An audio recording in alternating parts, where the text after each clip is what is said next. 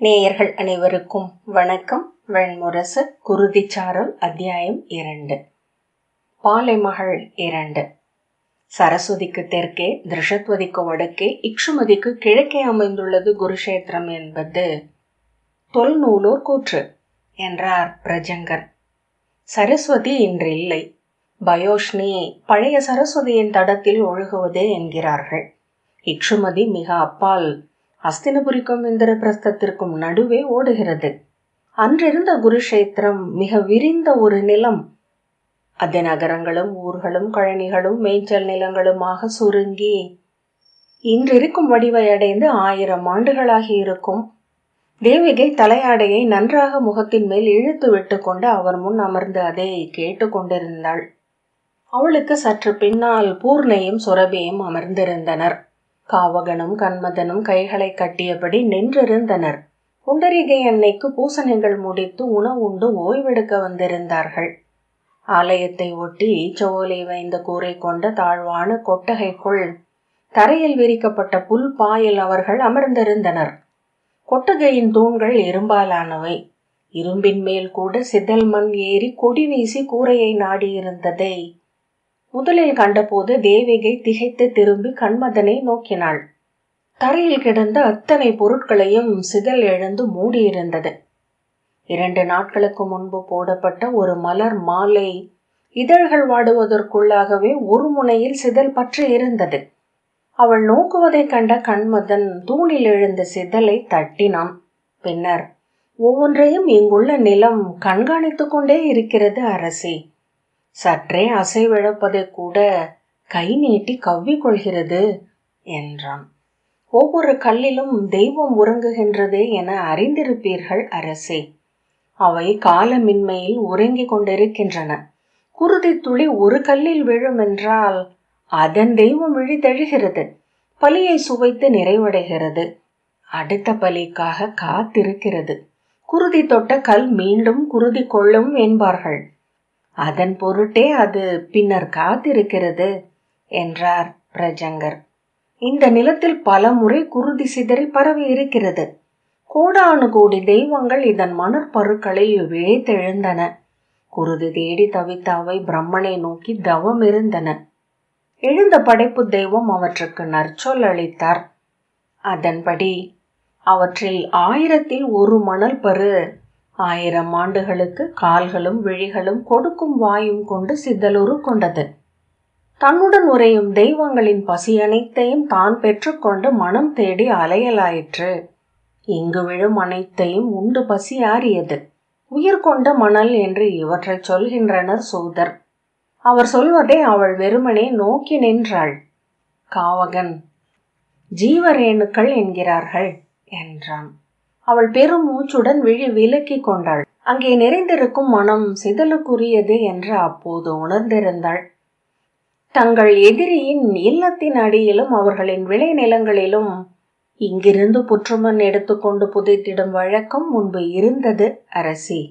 1000 கொடிகளாக முளைத்தெழுந்து சிதல் அனைத்தையும் கவ்விக்கொள்ளும். புற்றுக்குமிழிகள் நாளுக்கு நாள் என பெருகி இல்லம் மிக விரைவிலேயே மாபெரும் புற்றுமலை என ஆகும். விளைநிலம் முழுக்க கொப்புளங்கள் எழுந்து வெடிக்கும். அங்கு நடும் அத்தனை பொருட்களையும் வேருடன் சிதல் உண்டு மேலேறும். எத்தனை அள்ளினாலும் நெருப்பிட்டு எரித்தாலும் மானுடரால் அதை வெல்ல முடியாது. அதை காலரூபி என்று சூதர்கள் சொல்கின்றனர். 7 அடித்தட்டுக்களாக மண்ணுக்குள் இறங்கி செல்வதனால் பாதாள ரேணு என்று சொல்வதும் உண்டு என்று அவன் தொடர்ந்தான். மாமன்னர் ஹஸ்தி இங்குள்ள மண்ணை எடுத்து செல்வது கொலைக்குரிய குற்றம் என்று அறிவித்தார். ஆயினும் இரவுகளில் எவரும் அறியாது வந்து சிலர் கொண்டு செல்வதுண்டு. அள்ளி கொண்டு செல்பவனின் ஆடையிலோ மிதியடியிலோ ஓர் அணுவாக எஞ்சியிருந்து அவன் இல்லத்திலேயே முளைத்தெழும் இது என்று சூதர்கள் பாடுகிறார்கள் என்றார் பிரஜங்கர். அவள் தனக்குள் ஆழ்ந்திருப்பதை கண்டு பிரஜங்கர் பேச்சை நிறுத்தினார். அவள் அதை உணர்ந்து விழி தூக்கியதும் மெல்ல கனைத்தபடி மீண்டும் தொடர்ந்தார். இறந்தவர்களுக்கு மேல் அல்லாமல் இறப்பவர்களை புதைக்க முடியாது. சிதை மேலன்றி சிதை வைக்க முடியாது. இல்லங்களின் மீதே இல்லங்கள் அமைகின்றன. இன்றிருக்கும் அஸ்தினபுரியின் முன்னகரம் குருநகரி, யயாதி ஆண்ட தலைநகர். அன்று இப்பெருநிலம் குருநாடு என அழைக்கப்பட்டது. அதற்கு முன்பிருந்த நகரம் குரு ஜாங்கலம் என்று பெயர் கொண்டிருந்தது. ஒரு நகரம் மறைகையில் அங்கிருந்து செல்பவர்கள் பெயரை மட்டும் கொண்டு சென்று புதிய இடத்தில் பதிய நெடுகிறார்கள். இன்று இந்திரபிரஸ்தத்திற்கு அப்பால் அறியப்படாத சிற்றூர் என அமைந்துள்ளது குரு ஜாங்கலம்.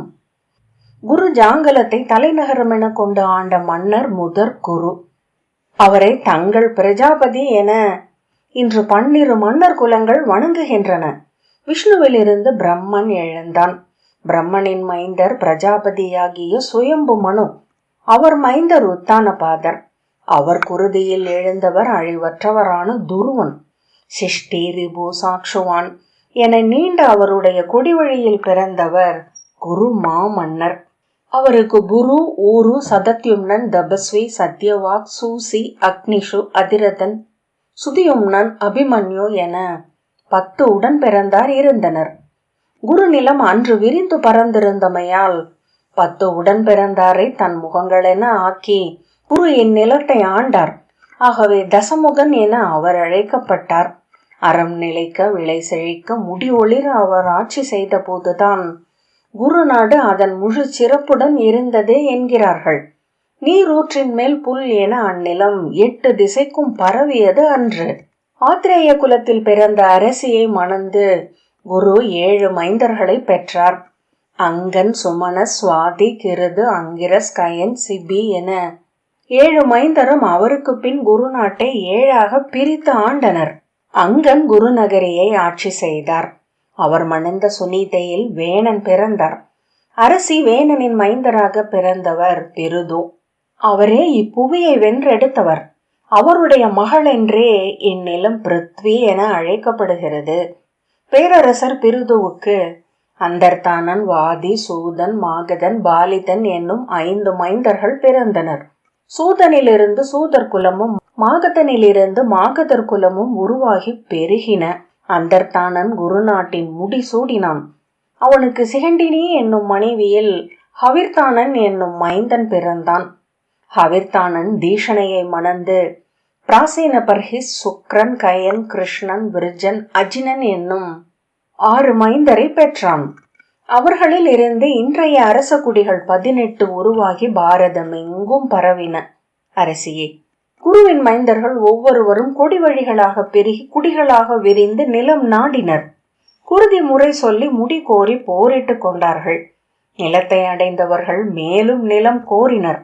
நிலம் பெறாதவர்கள் நிலத்தை வஞ்சம் என உளம் சூடி கொண்டனர். நிலம் குருதி வெறி கொண்ட கொடுந்தெய்வம் என அவர்களின் கனவுகளில் நிறைந்தது. சொற்களில் நுரைத்தது. படைக்கலங்களில் ஒளிர்ந்தது.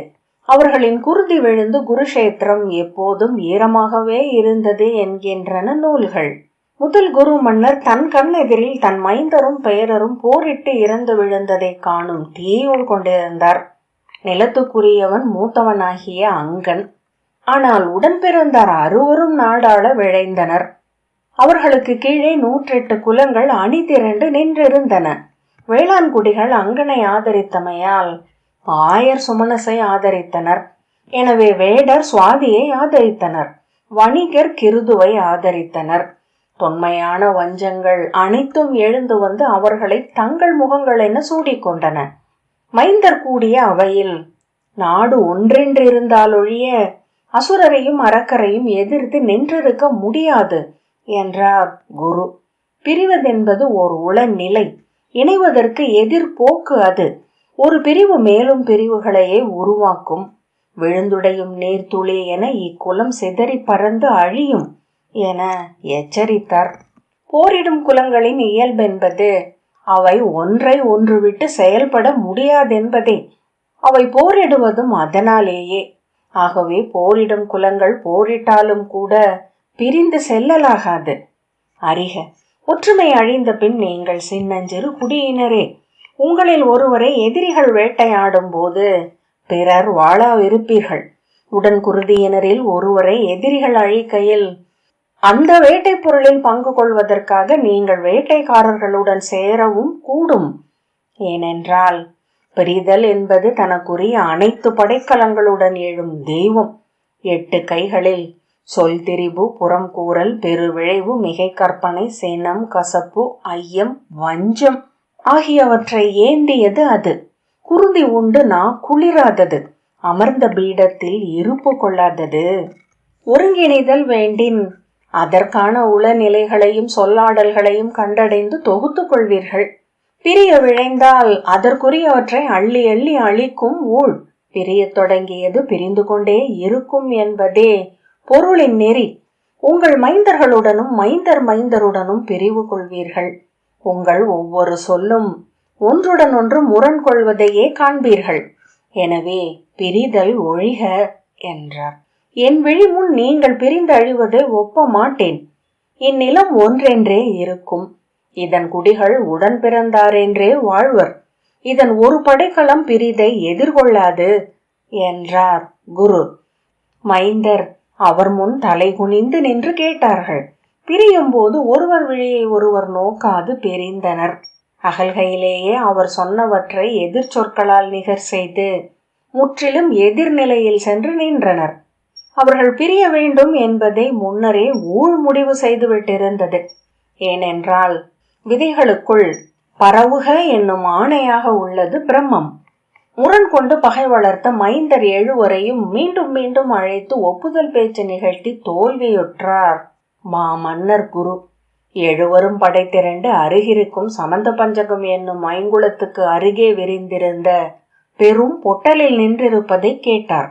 அவர் துணிவி கண்ணீருடன் அவர் காலில் விழுந்து, சென்று என் மைந்தரை காப்பாற்றுங்கள், அவர்கள் ஒருவரை ஒருவர் கொன்று வீழ்த்த விடாதீர்கள் என கதறினாள். கசப்புடன் குரு சொன்னார், அரசி, உடன் பிறந்தாரே ஒருவரை ஒருவர் கூர்ந்து வெறுக்க முடியும். இணை குருதி என் கையின் படைக்கலமே குறிப்பிரழாது நம் நெஞ்சை வந்தடையும். அவள் கதறி அழுது, என் முளைப்பால் முளைத்தெழுந்த மைந்தர் அவர்கள் என்றாள். நாம் ஒன்றும் செய்வதற்கில்லை. அவர்கள் ஊழாதுவென்றால் நம் சொற்கள் பயனற்றவை. அம்பெய்து மலையை விலகச் செய்ய முயல்வது போல பொருளற்றது அது என்றார். அரசி வெகுண்டெழுந்து, என் மைந்தர் போரிட்டு இறந்தார் என்றால் நான் அக்கணமே நெஞ்சு பிளந்து உயிர் விடுவேன். அவர் திகைத்து அவளை பற்றி நிறுத்தினார்.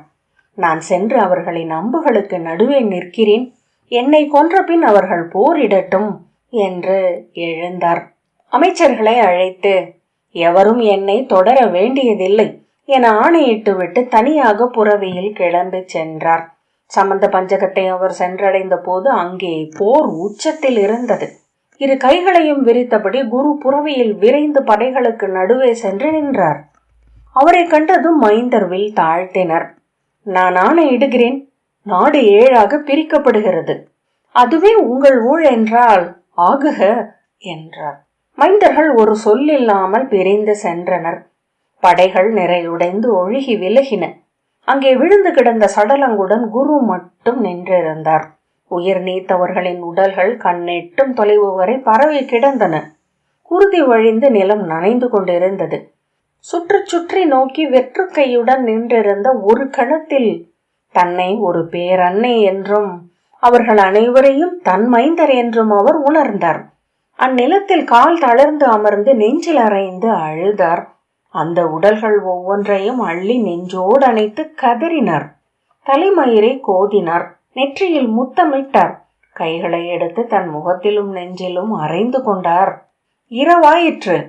சடலங்களை நாய் நரிகள் கடித்திழுத்த போது எஞ்சிய விளைவை ஒன்று திரட்டி அவை எழ விரும்புபவை போல தோன்றின.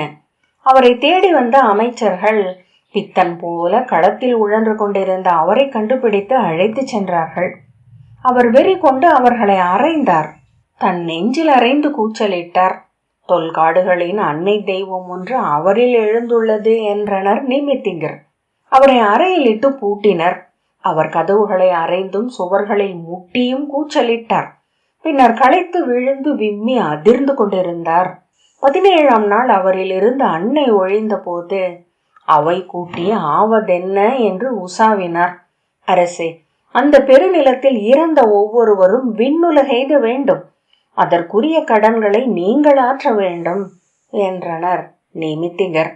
அன்னை என்று உணர்ந்தீர்கள், மாண்டவர் அனைவருக்கும் மைந்தர் என்று ஆகுக என்றனர். வைதிகர்களையும் முனிவரையும் அழைத்து தான் செய்ய வேண்டிய சடங்குகள் என்ன என்று வினவினர். அவர்கள் அங்கு ஒரு அஷ்டாங்க வேள்வியை நிகழ்த்தும்படி கூறினர். அதை ஏற்று 108 முனிவரும் 1008 வைதிகரும் துணை நிற்க அந்நிலத்தில் மாமன்னர் குரு என் செயல் பெருவேள்வியை நிகழ்த்தினார். 8 பகுதிகள் கொண்டது அந்த வேள்வி. அனல் பேணல், வேதம் ஓதுதல், பொற்கொடை, அன்னக்கொடை, அறமுறைத்தல், நிலமுழுதல், கதிர் கொள்ளுதல், விதை பரப்புதல். அங்கு விளைந்த பயிரின் விதை அங்கேயே விதைக்கப்படுகையில் வேள்வி நிறைவு கொள்ளும். அதன் பொருட்டு குரு அந்நிலத்தை பொற்கலப்பையால் உழுதார். அவர் குடியின் 100 இளையோர் உடன் உழுதனர். அப்போது உலகியல் இன்பத்தின் தலைவனாகிய இந்திரனை வழிபடுபவர்களாகிய சார்வாகர்கள் 7 அவர்களின் தலைவரான சக்கரர் என்பவரின் தலைமையில் அங்கு வந்தனர். அவர்கள் உழுது கொண்டிருந்த மன்னனை தடுத்தனர். வேள்வி முறைப்படி படைக்கலம் கொண்டு வேள்வியை தடுப்பவரை படைக்கலத்தாலும், சொல் கொண்டு தடுப்பவரை சொல்லாலும் வெல்லாமல் வேள்வியை முன்னெடுக்க வியலாது. அரசே, நான் கேட்கும் கேள்விகளுக்கு விடை சொல்க. இந்த வேள்வியை எதன் பொருட்டு நிகழ்த்துகிறீர்கள் என்றார் சக்கரர். இங்கே மண்மறைந்த அனைவரும் விண்ணுலகெய்த வேண்டும் என்றார் குரு. விண்ணுலகம் ஏகுவதற்கு தொல்மரபு பல நெறிகளை அமைத்துள்ளது என அறிந்திருப்பீர். வையத்துள் வாழ்வாங்கு வாழ்ந்தவர், இங்குற்றதில் நிறைவு கொண்டு உடல் உதறி எழுந்தவர், வேத பொருள் உணர்ந்தவர், சொல் நிறைந்த கவிஞர், 5 அடைக்கு அகம் முதிர்ந்த முனிவர் ஆகிய 5 விண்ணுக்கு செல்ல வேண்டியவர்கள். எவருக்காகவோ எதற்காகவோ இங்கு படைக்கலம் கொண்டு வந்து பிறரை கொல்ல முற்பட்டு கொல்லப்பட்டவரும் அவர்களுக்கு நிகராக விண்ணேகுவர் என்றால் 5 தவத்துக்கும் என்ன பொருள் என்றார் சக்கரர். சக்கரரே, அந்த 5 தவங்களும் நெறி புழங்கும் நாட்டில் மட்டுமே நிகழ முடியும். நெறி காக்க வாழ் இல்லையேல் அது காடென்றே அமையும். எனவே 5 தவத்திற்கும் நிகரானது வாழ் கொண்டு களம் புகுந்து மடிதல். 5 தவத்தார் பண்புகளை, உறவுகளை, அன்னத்தை, சொல்லை, விளைவுகளை தங்கள் வேள்வியில் அவியாக்குகிறார்கள். வீரன் தன்னையே அவிப்பொருள் என்று அளிக்கிறான். அந்த கொடையினூடாகவே அவன் தூய்மை அடைகிறான் என்றார் குரு. ஆம் என சக்கரர் திரும்பி சென்றார். மீண்டும் குரு நிலத்தை உழுது கொண்டிருக்கையில் 3ஆம் நாள் சக்கரர் திரும்பி வந்தார். அரசே, நிற்க, நான் கேட்டவற்றுக்கு மறுமொழி சொல்க. வெறும் உலக விருப்பால் வஞ்சத்தால் களம்பட்டவன் விண்ணுலகம் ஏதுவானா என்ன? அவனுக்கு அவை மீட்பளிக்கும் என்றால் விழைவும் வஞ்சமும் மெய்மை வழிகள் என்றாகுமா? அவற்றை பேணுவது வேள்வி என்றும் தவம் என்றும் பொருள்படுமா என்றார். குரு திகைத்து நின்று விட்டார். சொல்லுங்கள், இப்புவியின் மாயைகளில் உயிர் எல்லை வரை உழல்வதா? அவ்வுலகில் சென்றமைவதற்கான வழி உயிர் எல்லை வரை உழல்வதா என்றார் சக்கரர். குரு தன் மேழியை எடுத்துக்கொண்டு திரும்பி வந்தார். வேதசாலைக்கு மீண்ட குரு 7 நாட்கள் கற்றோரிடமும் வைதிகரிடமும் முனிவரிடமும் சொல்லுசாவி விட்டு மீண்டும் உழுவதற்காக சென்றார். அங்கே வந்து நின்றிருந்த சக்கரரிடம், இந்திர வழிபாட்டாளரே, போருக்கு எழுபவன் அதற்கு முந்தைய கணத்திலேயே அனைத்தையும் துறந்து விடுகிறான். எதன் பொருட்டு அவன் போருக்கு கிளம்புகிறானோ அதையும் அகற்றி வைத்த பின்னரே அவன் படைக்கலம் எடுக்கிறான். இவ்வுலகில் உள்ள எது உயிருக்கு நிகராகும்? உயிரை வைத்தாடுபவன் இவ்வுலகில் உள்ள எதையேனும் உள்ளுற பொருட்டென கொள்வானா என்ன? எனவே போர் என்பது துறவே ஆகும் என்றார். சார்வாகரே, போருக்கு கிளம்புவது வரைக்குமே வஞ்சமும் வன்மமும் மானுடரை ஆள்கிறது. களம் நிகழத் தொடங்கிய பின்னர் அவர்கள் முற்றிலும் தங்களை இழக்கிறார்கள். படைக்கலங்கள் அவர்களை கையில் ஏந்தி கொள்கின்றன. போர் நின்ற எவரும் அறிவதொன்றுண்டு. போர் என்பது மானுடர் ஒருவரோடொருவர் மோதுவது அல்ல. 10,000 கைகளும் கால்களும் தலைகளும் விழிகளும் கொண்ட பேருருவம் ஒன்றின் களித்தாண்டவம் மட்டும்தான் அது. ஊழ்கத்தில் இருக்கும் முனிவரின் உள்ளம் போல் அங்கே சித்தம் குவிந்திருக்கிறது. களியாடும் இளமைந்தர் போல உள்ளம் உவகை கொண்டாடுகிறது என்றார் குரு. சக்கரர் திரும்பி சென்று மீண்டும் 3ஆம் நாள் குரு உழுது கொண்டிருக்கையில் வந்து மேழியை மறைத்தார். அரசே, கொலை வன்மையா கொல்லாமையா எது வானோருக்கு உகந்தது? அதை மட்டும் சொல்லிவிட்டு மேலே செல்க என்றார். சக்கரரே, கொல்லாமையே அறங்களில் முதன்மையானது என்றார் குரு. ஆனால் கொலை வல்லமையை ஈட்டியவனே கொல்லாமையை தான் கொள்ள முடியும். அஞ்சி அமைவது கொல்லாமை அல்ல, இறங்கி விலகுவதும் கொல்லாமை அல்ல. கொலையே இவ்வுலகின் இயற்கை என்று முற்றுணர்ந்து, ஆம், நான் முரண்படுகிறேன் தெய்வங்களே என்றுரைத்து திரும்பி நின்று படைக்கலம் தாழ்த்துபவனே மெய்யாக கொல்லாமை நோயை கடைக்கொள்கிறான். தான் கொல்லப்படினும் படைக்கலமேந்தான் நிலையே கொல்லாமையின் உச்சம். அறிக, கொலை வல்லமை கொண்ட வாள்களால் காக்கப்படும் நாட்டிலேயே கொல்லாமை திகழ முடியும். எனவே மண் காக்கவும் நெறி நாட்டவும் கொலை தொழில் செய்பவர்கள் கொல்லாமையை பேணும் அறம் கொண்டவர்களே என்றார் குரு. மீண்டு சென்று 3ஆம் நாள் வந்த சக்கரர் கேட்டார், செயலா அதன் பின்னுள்ள புரிதலா, எது மீட்பளிக்கிறது? திகைத்து நின்ற குருவை நோக்கி சக்கரர் மேலும் கேட்டார், சொல்க, இப்படை வீரர்களில் எவருக்கு தாங்கள் செய்வதென்ன என்று தெரியும்? பெரும்பாலானவர்கள் அரச ஆணைப்படி படைக்கலமேந்தி வந்தவர்களே என்றார். ஆம், அவர்கள் கூலி பெற்று போருக்கு எழுந்தவர்கள். அக்கூலியே அவர்கள் ஈட்டுவதென்பதனால் விண்ணுலகு அவர்களுக்குரியது அல்ல. 1க்கு 2 விலை இல்லை என்றார் சக்கரர். சொல்க, அறியாது செய்வதும் அப்பயன் அளிக்கும் என்றால் அவையளித்து வேள்வி நிகழ்த்த வேதம் எதற்கு? சுட்ட ஊனில் எஞ்சிய நெய்யை தீயிலிடும் காட்டாளருக்கும் அமையுமா வேள்வி பயன்? 7 நாட்கள் பொழுது கோரிவிட்டு குரு திரும்பி வந்தார். வைதிகரையும் அறிஞரையும் கவிஞரையும் அழைத்து சொல்லுசாவினார். ஆம், அவியால் அல்ல, வேதத்தாலேயே வேள்வி நிகழ்கிறது. வேதமோதி அனல் ஊட்டப்படும் மலமும் அவியே என்றனர் வைதிகர். ஓதும் சொல் தன் பொருளாலேயே அறிவென்றாகிறது என்றனர் அறிஞர். பதர் விதைத்து கொய்வதெங்கனம் என்றனர் உழவர். வெற்றுலகம் தவம் என்றால் வெயில் காயும் விலங்குகள் அனைத்தும் விண்ணேக வேண்டுமே என்றார்கள் முனிவர்கள். சோர்ந்திருந்த குருவை தேற்றி உணவருந்த செய்தாள் அவர் துணைவி. என்ன விட என்றே தெரியவில்லை. 8 திசையும் மூடியுள்ளது என்றார் குரு. சொல் தோன்றாது உளம் நிலைக்கையில் நீங்கள் வழக்கமாக செய்வதேது என்றாள் அரசி. அன்னையிடம் சென்றாவேன், அவர் முன் குழந்தை என்றாவேன். அறிந்தவை அனைத்தும் அகன்று உள்ளம் தெளிகையில் அகன்றிருக்கும் சில உள்ளே எழுந்து வரும். அவற்றில் இருக்கும் நான் தேடியவை என்றார் குரு. இப்போதும் அதையே செய்க என்றாள் ஆத்ரேயி. அரண்மனைக்கு சென்று முதிய அன்னையின் காலடியில் அமர்ந்தார். அவளுக்கு பணிவிடை செய்தார். சிறு குழவி என அவளுடன் விரல் தொட்டு விளையாடினார். வேள்விக்கு ஏன் நீங்கள் வரவில்லை அன்னையே என்றார் குரு. நான் ஏன் வேள்வி செய்ய வேண்டும்? உன்னை ஈன்றதனாலேயே வீடு பெற்றேன் என்றாள் மூதரசி. என்னை பெறுவதை எண்ணினீர்களா? என் பொருட்டு எப்படி நீங்கள் பெருமை கொள்ள முடியும் என்றார் குரு. எண்ணி பிள்ளை பெறும் அன்னையர் உண்டா என்ன? ஆனால் பிள்ளை அடைவதனைத்தையும் அன்னையே அடைகிறாள் என்றாள் பேரரசி. விடை பெற்று எழுந்து மீண்டும் முழு நிலத்திற்கு வந்தார். அங்கே வந்த சக்கரரிடம், இந்திரரே, இதோ என் மறுமொழி. மண்ணில் மானுடர் ஆற்றும் எச்செயலுக்கும் அவர்கள் முழு பொறுப்பேற்க இயலாது. எனவே எதையும் முழுதுணர்ந்து ஆற்றுவதும் நடவாதது. தன்னை முழுதளித்து தன்னறத்தை ஆற்றுபவன் அதற்குரிய முழுமையை அடைகிறான். அவன் ஆற்றும் செயலால் பேரழிவும் பெருந்தீங்கும் விளைந்தாலும் கூட அவனுக்கு அப்பழி இல்லை. அது அவனை ஆட்டுவிக்கும் ஊழுக்கே சென்று சேரும் என்றார். இங்கே இறந்த வீரர்கள் தங்கள் கடமையை செய்து மடிந்தனர். அவர்கள் அதன் அரசியலையும் அறத்தையும் முழுதறிய ஆற்றலற்றவர்கள். அறிந்த பின்னரே அவர்கள் செயலாற்ற வேண்டும் என்றால் இங்கே எதுவும் நிகழாது. சக்கரர் தலை அசைத்தார்.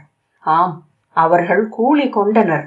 சக்கரரே, காம இன்பத்தின் பொருட்டே உறவாடுகிறார்கள் மானுடர். அதன் விளைவாக பெறும் மைந்தரின் பேறுகளை பெற்றோர் அடைவதில்லையா என்ன? வாழ்வரங்கள் 4ம் துறவும் வேள்வியும் கல்வியும் தவமும் வாழ்வேலியின்றி வாழாதென்று அறிந்தவர்கள் ஒருபோதும் வீரத்தையும் உயிர்கொடையையும் இகழ மாட்டார்கள். களம்பட்டவர் விண்ணுலகு செல்லார் என்றால் பிறர் விண்ணுலகு செல்லும் பாதைகள் முழுமையாகவே மூடிவிடும் என்று குரு சொன்னார். சக்கரர் ஆம் அவ்வாறே என்று ஒப்புக்கொண்டார். இந்திரனின் மின்படை முத்திரை பொறித்த கோலை அந்த வேள்வி நிலம் மீது ஆழ ஊன்றி, இங்கு திகழும் இந்த வேள்வி நிறைவுறுக. இங்கு களம்பட்டு மடிபவர், உளம் முதிர்த்து ஊழகத்தில் அமர்ந்து மறைபவர் அழிவற்ற பேருலகம் செல்க, அங்கே என்றும் அழியாது வாழ்க என்ற பின் திரும்பி சென்றார். அந்த கோல் அருகே சென்று வானை நோக்கி, இடிமின்னலின் அரசி, இது உன் ஆணை என்றாகுக. இங்கு மடிபவர் அழிவின்மை கொள்க, சொல்லில் விண்ணில் என்றார். மின்னல் வெட்டி அடங்கியது. இடி எழுந்து ஆம் ஆம் ஆம் என்றது. அஷ்டாங்க வேள்வி நிறைவுக்கு பின் இந்நிலம் குருஷேத்திரம் என்றே அழைக்கப்படலாயிற்று என்றார் பிரஜங்கர். இங்கு 8 மாத காலம் நிகழ்ந்த அப்பெரு வேள்வியில் நிலம் முழுது வஜ்ரதானியத்தை விதைத்த பின் மாமன்னர் குரு தன் வேலால் தோண்டிய போது நிலம் கரந்தோடும் தொல் நதியாகிய சரஸ்வதி ஊறி எழுந்து வழிந்தோடி வேள்வி பந்தலை நனைத்தாள். அவள் கொண்டு வந்த நீரில் விதைகள் முளைத்து மணி காய்த்தன. அவற்றை மீண்டும் விதைத்த போது இங்கு உறைந்த அணையா உயிர்கள் அனைத்தும் வெண்முகில்களாக மாறி விண்ணகம் சென்றன. சிறு மணல் ஊற்றின ஊறிய சரஸ்வதியை சுரேனு என்றனர் கவிஞர். குருஷேத்திரத்திற்கு வடக்கே அது இன்றும் ஒரு சிறிய ஊற்றாக எழுந்து வழிந்தோடி இக்ஷுமதியில் கலக்கிறது என பிரஜங்கர் தொடர்ந்தார். இன்று தரந்துகை அறந்துகை என்னும் 2 சிற்றோடைகளுக்கு நடுவே உள்ள நிலமே குருஷேத்திரம் என்று அழைக்கப்படுகிறது. பரசுராமர் அமைத்த 5 நீர் நிலைகள் இதன் மையம். இங்கே 108 புனித நீரூற்றுக்கள் உள்ளன. அரசி, இங்கே மாமன்னர்கள் வேள்விகளை செய்திருக்கிறார்கள். மாந்தாதா என்னும் மாமன்னர் செய்த மண் புறக்கும் வேள்வியால் இந்நிலம் விண்ணவர்க்கு இனியதாகியது. இங்கு விழுந்தவர்கள் அனைவரும் எழுந்துள்ளனர். இது அன்னையின் மடி என்று அறிக. தேவிகை அவர் சொல்வதை பொருள் வாங்காத விழிகளால் நோக்கியபடி அமர்ந்திருந்தாள். இங்கு புண்டரீகை அன்னையை நிறுவியவர் முல்கலர் என்னும் மாமுனிவர். இங்குள்ள 108 நன்னீர்களில் பெண்கள் வந்து நீராடி வேண்டிக் கொள்வது இங்கு மட்டுமே. போருக்கு பின் அன்னையரும் கைம்பெண்களும் இங்கு கண்ணீருடன் வருவதுண்டு என்று பிரஜங்க சொன்னார். இங்கு களம்பட்ட தங்கள் மைந்தர்களுக்கும் கணவர்களுக்கும் மலரும் நீரும் அளித்து அன்னையை வணங்கி அவர்களை விண்ணேற்றி மீள்வார்கள். தேவிகை கைகளை கூப்பியபடி அசைவில்லாது அமர்ந்திருந்தாள்.